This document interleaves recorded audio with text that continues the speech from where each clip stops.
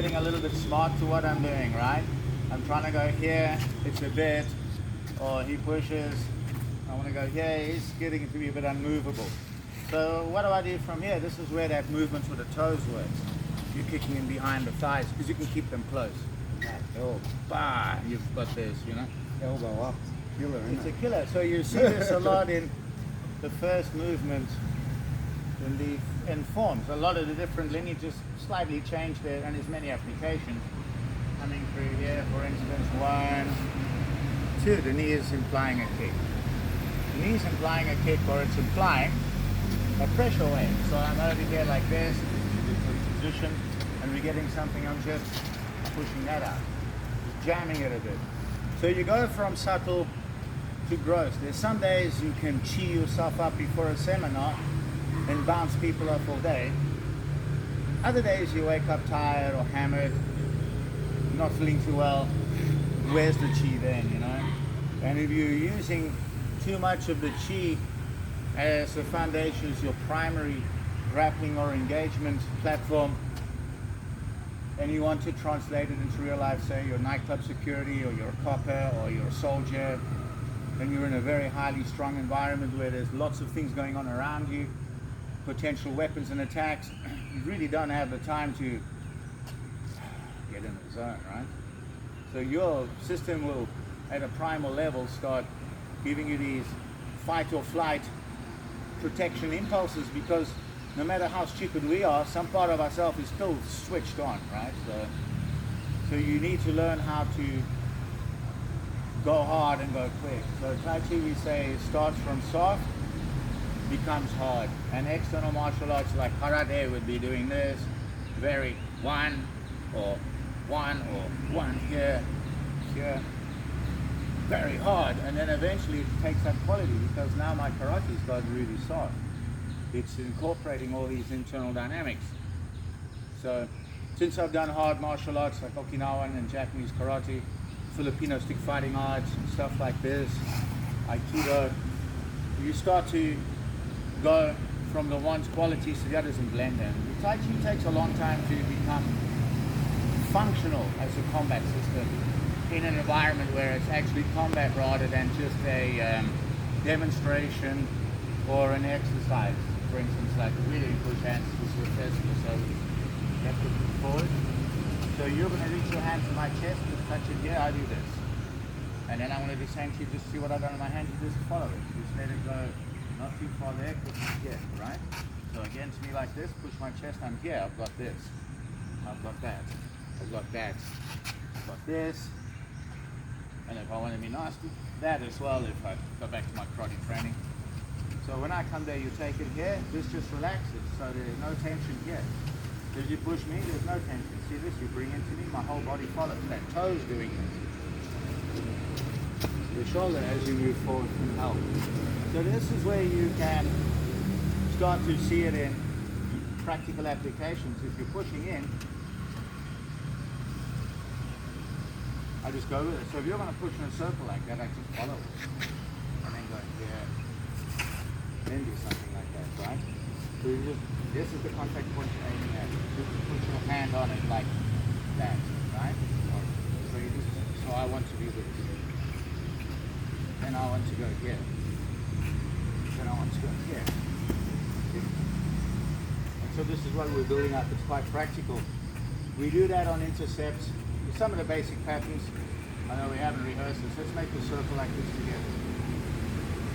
Let's make a circle horizontally together. Let's make a straight line. You push me, now turn into a circle, and then you turn it into a circle. See? So these are the basic skills, and then we're covering each other's elbows. So if I do sneak past, you've got the elbow covered. So if you follow me back with this, I don't have a chance to do something like that. And then something like this over the top. So having a hand on the elbow means that if you go here, and I'm coming here, and I'm hand on the outside of my hand, you go here, this hand covers my elbow, and you're coming in, so now I'll just keep it covering. So as you're coming in, I'm doing the same thing here. As I want to go back here, you bring it in like this, and then just to here, you just meet under. Then I'm thinking if you walk into me, you can step in and do that, right? So I want to make sure that I at least have a chance to redirect or something like this, right? Good morning. So this is what we're building, but we're training on post-interception. So this is post-interception. We're presuming, good morning, that I've already intercepted you. So I'm not getting a wobble. You see a lot of people doing push hands and they're doing this. I'm doing this. I'm open. So I have these lines open if I want to get into putting some proper strikes on. You have to learn how to hit and kick in Tai Chi. All this is good in demonstrations, and there's very few people who can master it. Now, so when I start doing this, step between my feet and focus behind me at the same time without getting too tense here. As I do that, walk through. So then we go here, you see? So then as I do this, have that right foot there, you step back with your left foot. No, that way. And as you go there, you're doing this to me, right? And you go here. Now you want to push me, so I'm stepping and creating the space to come here. So you want to make sure you're settled. And then as I'm going there, you can bring the hand over onto this one, and then turn your body a bit so my hand's there, and you can take this here, look where I am now, and see where you can go. This is the first time Andrew's done this with us, so we'll build it. We'll do more videos down the line and why and how Tai Chi works, you know. So you have these forces of ward off. You have roll back, move towards me. You have hand again. You have press, pressure. That was nice. So that was a pressure wave rather than a pluck. Then you have push, which made your energy feel like it's compressing on the ground, right? Yeah, push, bang, and bounce. Then we have split. Split your energy, right? Straight off. Then we have my shoulder force. I move my shoulder forward and your body responded. Then we have elbow force. 2 elbows, that's where my mind is, which is what you develop out of this posture here. You have stepping forward, and here. Again. You have stepping backwards. Again. We have stepping to the side. Either way, that's left, and then to the right here. Again.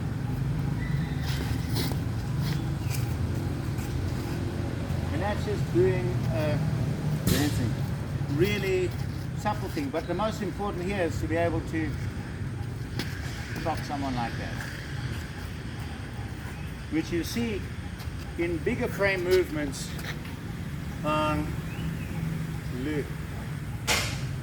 On Lu. So when you make it even bigger, low ward off, high roll back. High ward off, low roll back. And then we have a sort of ward off, roll back, squeeze, push. It's very different from Yang style. It's a lot more, in the beginning Chen style, it seems a lot more mechanical because you've got a long way to go before you get that Adam Eisner level kind of discharge, and there's a couple of Yang style people who are really on it, and he's probably up there at the very top, you know. That's a guy I'm going to visit somewhere down the line, but you feel a difference. So here, 2 hands on the wrist, or 1 on each, like this.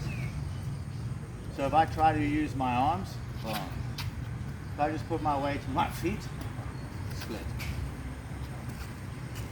Without me compromising my structure. Some people will do this, but there's a rollback. I create a void. So really what I want is just sharp movement. Little movements like this that are irritating it, so as soon as you've got it. And then I can use my shoulder as attacking weapon. So another good way to use the shoulder as attacking weapon, this is here. I'm coming out. And I can either do this on the outside of the elbow, so the configuration wasn't appropriate for that kind of thing. But an attacking weapon is there with the shoulder, or here on the shoulder, or here on the shoulder. So then the elbows, besides being a force that influences how your jin is discharged, becomes a percussion weapon. So in Chen style we're looking at this thing as a percussion weapon all the time. Everything is a percussion weapon. Boom, boom, boom. You know? Just nice percussion. That was a bit long-winded.